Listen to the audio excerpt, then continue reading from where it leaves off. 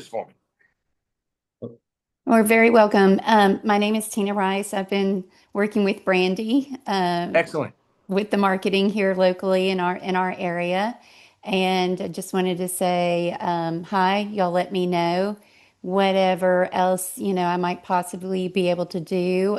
She mentioned the documentary and the special code for the September 13th event in Fresno, so we'll try to get that incorporated. We have two codes. What code did she say to you? Pony Boy. Okay, okay. Yeah.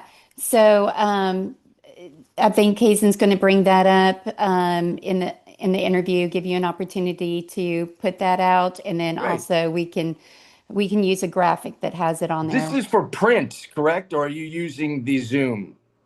So we've got multiple platforms that we're doing this Okay. on. So we've been so far doing our e-newsletter.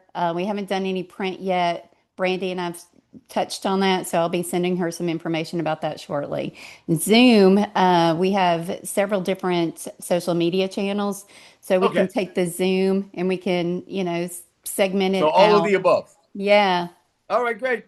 All right. Well, y'all take care. And this is Kason, and Great. you're in good hands with him. Thank you very much. Right, thank you, Tina. Was it Kaysen? Yep, Kason Clark. Okay, cool. Nice to meet you, man. Yeah, you too. So yeah, we'll be recording this interview. I'll be asking you some questions that we both already know the answers to, just so our viewers can be informed. Great. So yeah, first off, just want to welcome, you and then, eventually our viewers and listeners. I'm Kason Clark. I'm with Mineral King Publishing. I'm here with C. Thomas Howell, who I'm sure everyone knows from The Outsiders, Red Dawn, and many other projects. He's here to talk about his upcoming project with his upcoming screening of The Outsiders at Fresno High, which you will be surprised the connection between that film and Fresno County. So, Tommy, just tell me, how you're doing so far. I'm great. Thank you so much for having me. We're excited to be coming into town. September 13th, we'll be screening The Outsiders at Fresno High. Um, really sort of commemorating the beginning of this film being made when a local junior high librarian by the name of Joellen Masakian and some students wrote letters and sent the book, The Outsiders, to Francis Ford Coppola and persuaded him to turn it into a movie, which is somewhat miraculous to think about. The fact that they were able to get his attention. Not only did he read the letters and read the book, but agreed to make the movie is really astonishing. So we're going back 43 years later, and we'll be screening the film. We'll hold a Q&A. I'll be sharing stories. We have meet and greet. I'm bringing the Socias along. Darren Dalton and Leif Garrett, who played Randy and Bob, will be joining me. We have all kinds of other surprises, people that are going to be coming up on stage. I'm really looking forward to this event. It's not only to thank the local people for what they did so long ago, but I also started a few months ago with my wife. We started a nonprofit by the name of the Stay Gold Foundation, which allows me to use The Outsiders as a platform to reach out to young people across the nation regarding the importance of literacy. We've sent thousands of books to schools that need and will appreciate and study The Outsiders. And this year will be our first year that we're going to send kids to school on scholarships. So the Stay Gold Foundation Scholarship Fund is also in the works here. And we started it about a year ago. And it's just a fuse was lit, and people have been so supportive. And it's grown so quickly, much quicker than I ever expected. And you guys have been touring the country with screenings of The Outsiders as part of this foundation, correct? Yes, we're currently in Indianapolis. Um, we just held the screening south of Orlando. We went to Franklin, Tennessee, which is basically Nashville, Tennessee, 2 nights ago. We're in Indianapolis tomorrow night. Then we do Milwaukee and Chicago. We'll take a short break and then we'll head to the West Coast. All right.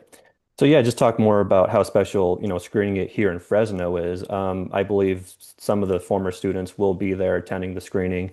Have you met these students before? I've met quite a few of them um, over the years. I don't know if you've heard of the Outsiders House Museum in Tulsa. Danny Boy O'Connor from House of Pain fame basically purchased the Curtis Brothers house where we filmed the movie, and before it was torn down, completely renovated it and turned it into a beautiful museum where um, so many young people, teachers, students, families love to go and visit. There's props from the movie, wardrobe from the movie, books, a merch store, and we've held some events there to raise money to help with some local charities, including the museum itself. And a lot of the students, the Lone Star students, have been there, and I've met them.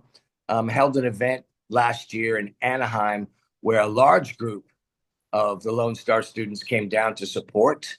And I'm looking forward to coming into their neck of the woods again. Uh, and I guess it was 43 years ago. We had a premiere of The Outsiders there in Fresno, uh, where we met all these young kids that wrote letters to Francis. I believe Matt Dillon was in attendance, Patrick Swayze, Ralph Macchio, myself, Leif Garrett. So for us to be coming back and wrapping our arms around the people that were basically responsible for getting this project made is something I've been looking forward to for a long time. Yeah, just talk about is not only did their letter get the film, produced, but also really, jump-started your career and just met so many other movie stars. Just talk about, what's it like to see them again and watch this movie with them. Well, first of all, the cast of The Outsiders is phenomenal. When you start, bringing in names like Tom Cruise and Diane Lane, Patrick Swayze, Ralph, Rob, Emilio, myself, Leif Garrett, and of course we had Bill Smith, the late great Bill Smith, and Tom Waits also made an appearance. Um, and most of us, it was our first time. So, when I talk to the cast members about the Lone Star students, um, they are embraced with so much love. In fact, I spoke with Rob Lowe the other day about it, and he said, "Where would we be without them today?" So, um, a lot of respect and gratitude goes into what Joellen Misakian, the librarian who spearheaded the idea originally, got the students to write the letter, sent the book to Francis. Um, I'm really looking forward to seeing her again. Uh, she's an incredible lady, very kind, very humble. And I know that this is an important event for everybody. I know that Joellen and the kids have held the Outsiders with the utmost regard in terms of their own personal lives and the stories that they've been able to share. Um, it means a lot to them that we're coming. I'm going to an event where there will be over 60 librarians gathered the day before we have the screening. I'm going to be speaking with them. We'll be speaking at Fresno High School that morning as well. Just spreading love, uh, giving back to those who were so helpful in the very beginning. And how many of those former students will be there? Because I remember it was originally like 15 pages worth of signatures that was sent to Francis Ford Coppola. To be honest, that is something that I can't answer. Hmm. We're close to 1,500 tickets sold. Um, I know there's only a couple hundred tickets left available. Hmm. So I'm hoping, those that are healthy and available will all be there. Um, but I haven't really gone over the list, to be honest with you. It's not my department, Hmm. as one would say. But I do know there's going to be quite a few. I've been informed that there's been a section saved, and many tickets from the original students who wrote their letters to come and take part not only in the screening but in the documentary that we're making. We'll be shooting that night, the entire night. We'll be shooting the day before as well, picking up interviews with Joe Ellen, some of the Lone Star kids, Leif and Darren Dalton as well. And it'll be our first day of shooting this long overdue documentary that I've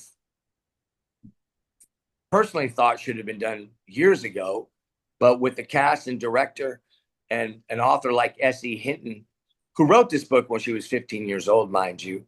And I speak about that quite a bit when I travel and connect with youngsters.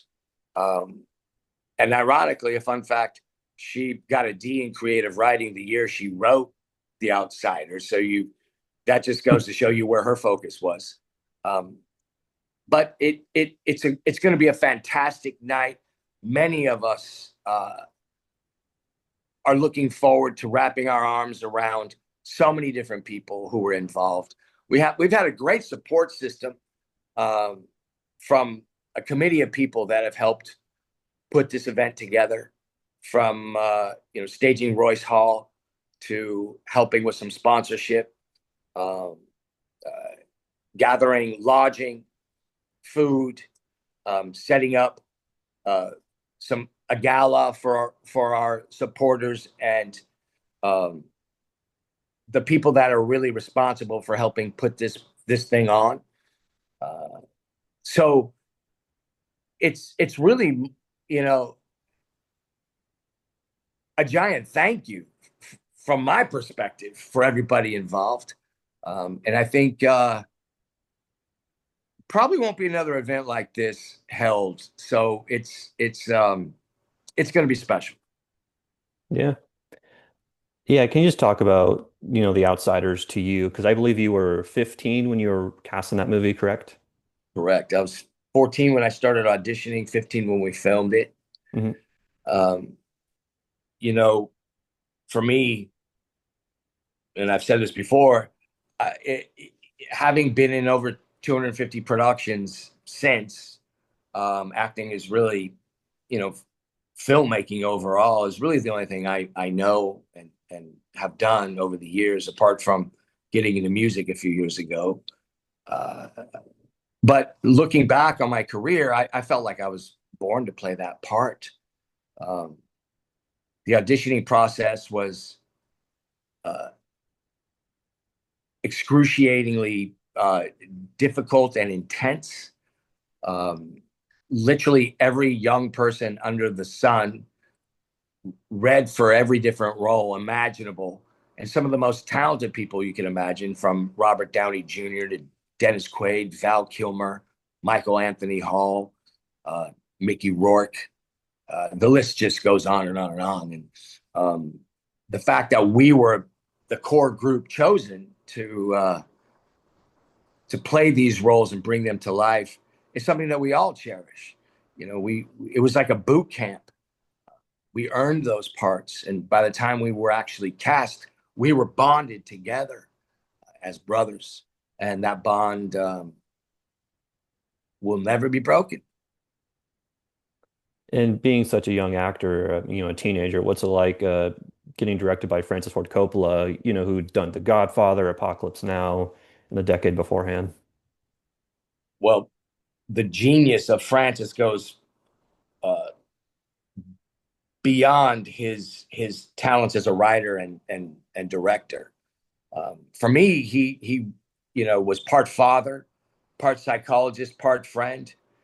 Um, he had this ability to bait the hook with what he wanted to accomplish, but instead of just walking in and telling us how to do something, he allowed us to think that these ideas were our own so we could own them. And that is an approach that none of us had ever really experienced before. One of the first things to be omitted from any film budget today is rehearsal time. People don't want to pay actors to come in early and um, work on not only getting to know each other and creating those bonds between cast members, but you know, scripts and scenes. Um, that's the first thing that's cut out of a budget today, which is unfortunate because I think that's probably the most important process. The prep work going into a film is the most important process.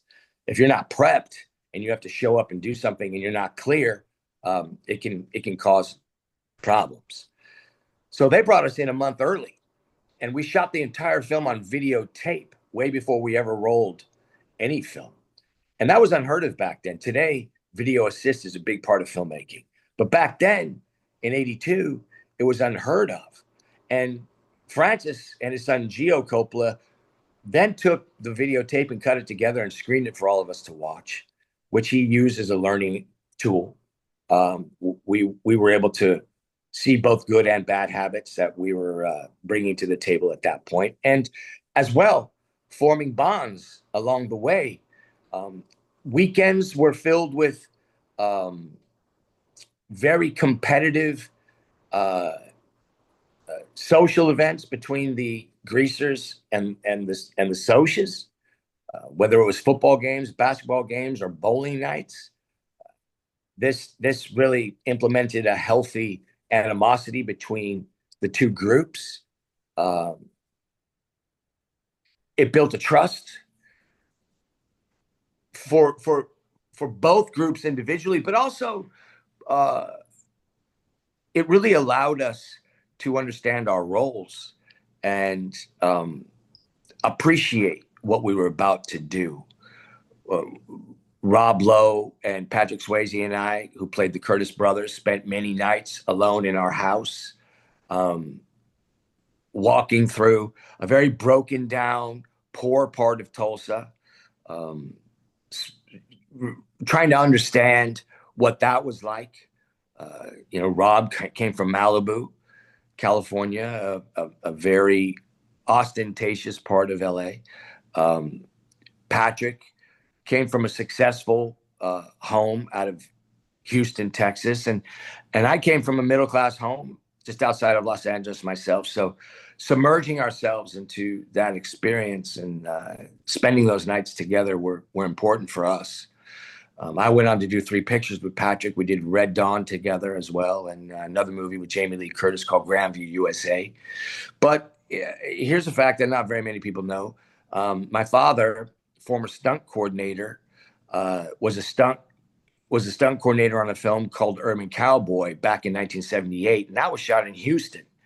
An amazing woman by the name of Patsy Swayze was the dance choreographer on that set, and I spent that summer with my father in Houston, along with Patrick Swayze, who was helping teach John Travolta and Deborah Winger the two-step and supporting his mother on that set and working very hard, as well as taking care of me. He was, my pseudo guardian.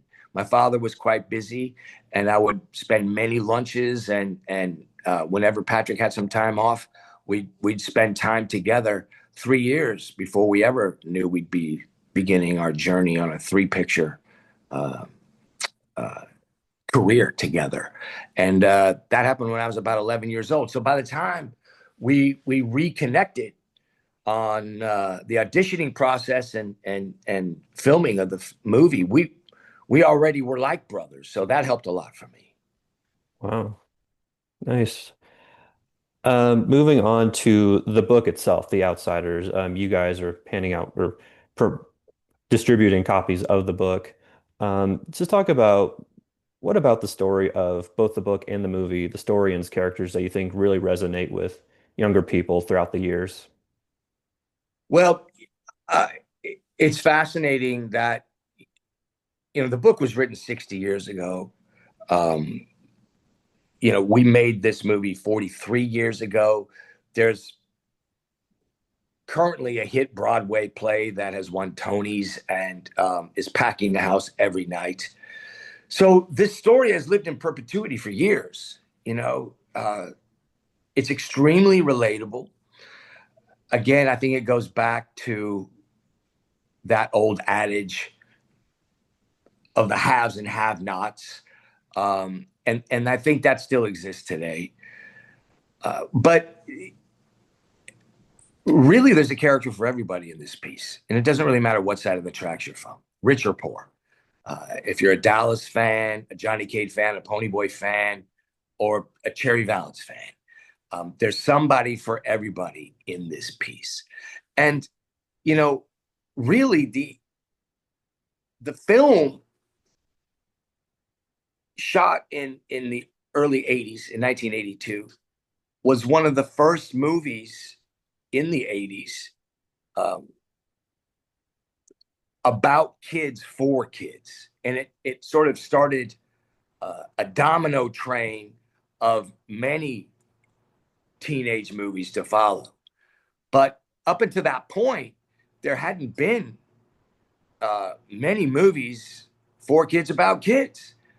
Um, so I think it was the tent pole for a new beginning of filmmaking for many people. John Hughes, Robert Zemeckis, the list goes on and on. But getting back to the point of your question, I have experienced many stories from people sharing their stay gold tattoos, um, uh, stories about reading the book with terminally ill loved ones before their passing.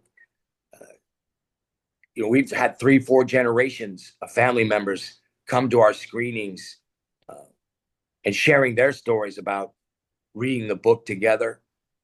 Many parents are just overjoyed when their children come home and they share the fact that they're reading The Outsiders in their classroom today, and then they get to experience that all over again.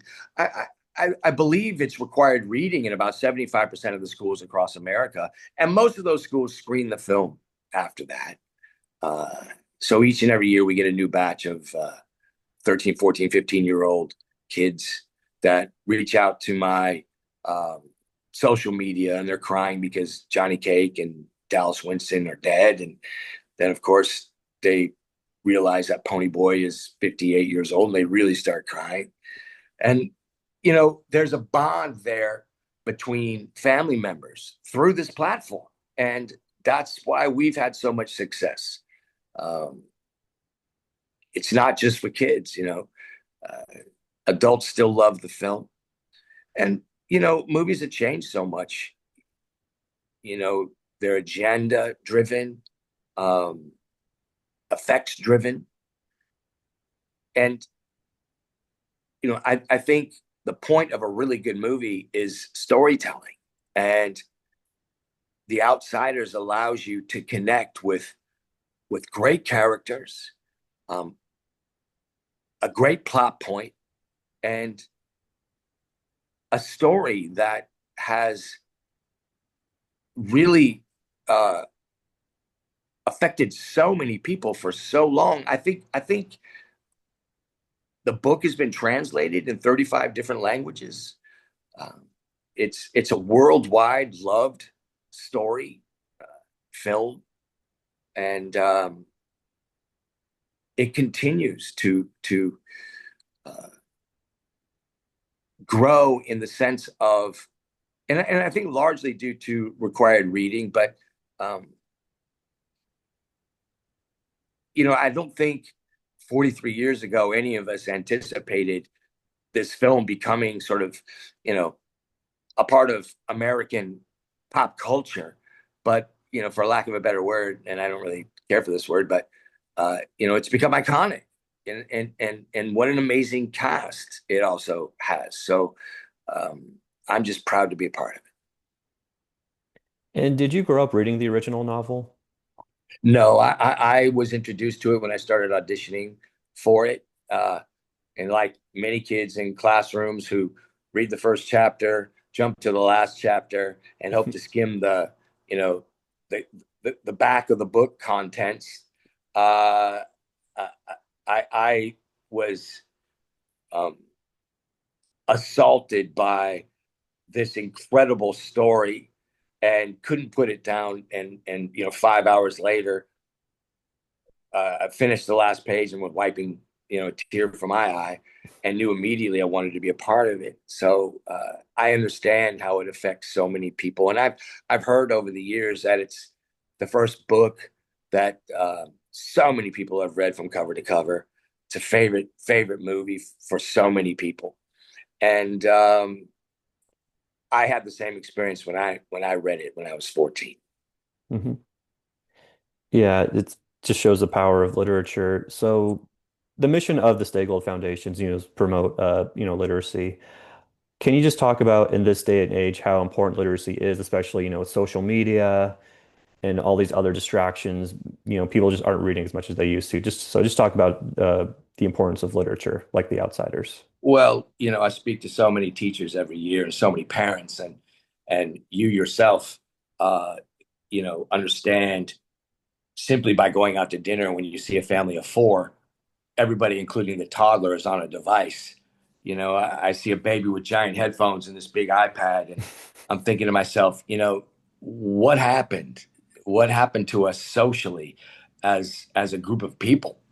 Communication is such an important part of our lives, and we don't even have 20 or 30 minutes to look at each other at dinner and express ourselves to each other anymore. And we're really up against it. I mean, our youngsters spend 80% of their free time on devices, whether it's social media or computers, video games, music, television, whatever. And that's really where we're headed. And it's ironic that they call it social media because they should really call it anti-social media. I think we're creating a generation of people who really struggle to communicate. They're introverted. They become nasty on a keyboard. And these were distractions that I didn't have as a child growing up. I mean, we would go out and get dirty. We would skin elbows, dig holes, um, make bike ramps, uh, build tree houses and forts, and those times are gone. We as a society, I think, are afraid to let our kids go outside by themselves. My parents didn't care where I was as long as, I was home by dark. Um, you know, there was a process growing up that I think fed us from a self-esteem standpoint that these kids today don't have. So our platform and stressing the importance of literacy leads to other tools, uh, artistically specifically, because reading and writing is the backbone of every other art form. And it doesn't matter if you're a painter, reading and writing will make you a better painter. Um, and for me to be able to really connect with youngsters, and it's funny, 5 6 years ago I'd go visit a school and I'd ask a classroom, how many of you would like to be involved in the arts? And maybe half would raise their hand. Today I'm lucky if two or three kids raise their hand. And then you could ask any teacher, what is it that these students often say they want to do when they grow up? 90% of them will say they want to be an influencer. Yeah. Well, then you ask them, well, what's the definition of an influencer? And they don't know. And the definition of an influencer is to influence those online to purchase product. Well, who wants to do that for a living? I mean, that sounds ridiculous. And really, to be an influencer, what tool, what ability, what is it that you want to be able to craft for yourself to be able to influence others? And most of the influencers that I see online come from an artistic background of some sort. And you have to put in the work on a day-to-day basis to create that craft, to be able to impress somebody, to influence them. But these kids don't want to do that. They just want to jump to the end of the line and be quote unquote magically anointed as an influencer, and they don't realize the work that you need to put in. And it starts with reading and writing and literacy. So that's what I like to stress when I travel and connect with the youngsters of our country. Hmm. Not only does, reading and writing, get the creative juices flowing, but it also, like, if you all read the same book, you all experience the same emotion, then you can talk about it, and it kind of gets those social juices flowing as well, you know? Well, it also, again, I mentioned this, but it does promote self-esteem, drive, inspiration, motivation, all these positive things that are the exact opposite from social media. I mean, social media promotes fear, anxiety.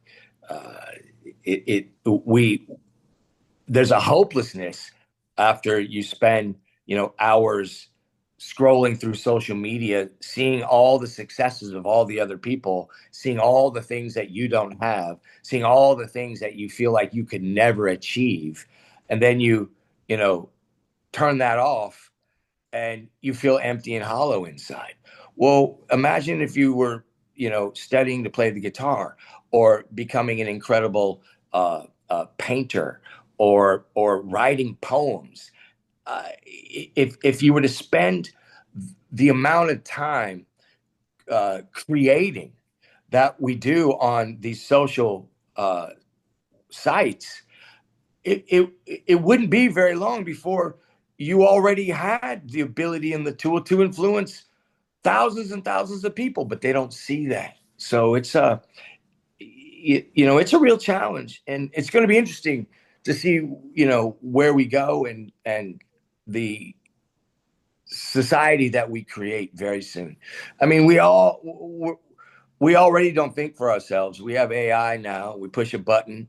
Everything is basically spat out, and we regurgitate that. So we just are becoming, parrots, really, incapable of feeling and thinking for ourselves. And that's really the danger, I think,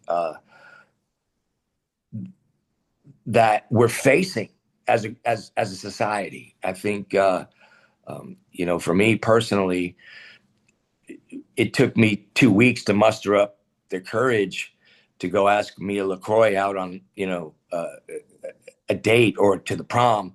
And today, kids don't even do that in person. They'll have their video games going, music playing, the TV on. They'll be texting, "Hey, do you want to go to the prom together?" Whether the answer is yes or no, it's a swipe left as if it never happened, and the video game continues. So, those are the moments for us that really forged character. It made us who we are today. We had to look somebody in the eye and experience, things like courage and fear and hope and exuberation.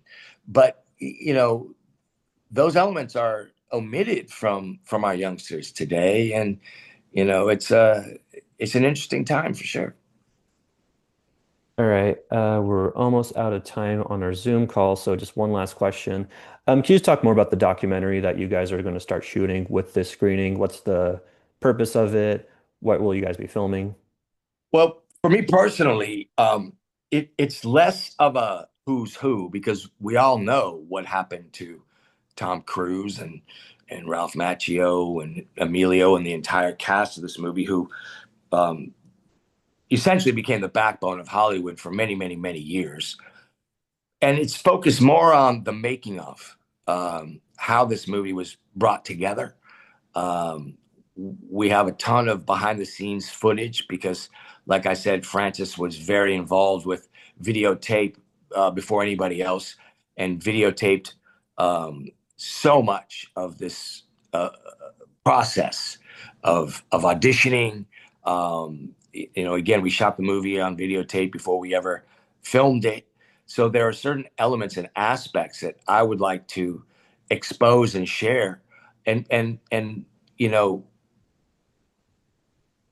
I have never, and the rest of the cast have never been through a process like that before, um, or after. It was a pretty remarkable. And I said this earlier, but pretty remarkable achievement that Joe Ellen Masakian uh, was able to accomplish by writing these letters and sending the book to Francis Ford Coppola and getting this thing, or at least getting his attention to want to reach out to somebody like S.E. Hinton, uh, getting the rights to this piece and creating an iconic movie. And for me, that's a beautiful story. And whenever I have read or watched an interview from one of my greaser brothers, no matter who it was, um, they all have the same reverence and appreciation for this piece. We're all cut from the same cloth, and whenever we see each other, it begins with a giant hug and moves into big smiles. So I want to pass that on to the generations that have read this book for over 60 years, watched the movie for over 40 years, that have seen this play for, I think they began that process over 10 years ago. And now what's next? I think the final missing link is a documentary on how it all began. All right, cool. That's it for questions from me. Thank you for taking the time to talk to me. I appreciate Right on, it. Kason. Thank you, man. I want to thank our listeners and viewers for joining us.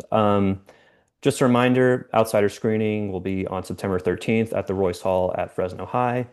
C. Thomas Howell will be there, Leif Garrett, Darren Dalton. You said some special guests or surprises is the word you used. Correct. So There's yeah, there's a few tickets left.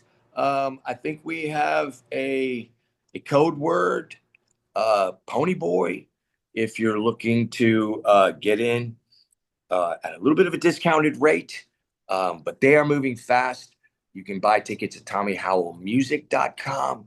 Um, Come be a part of the documentary, maybe even be interviewed, meet some of the cast members, myself included.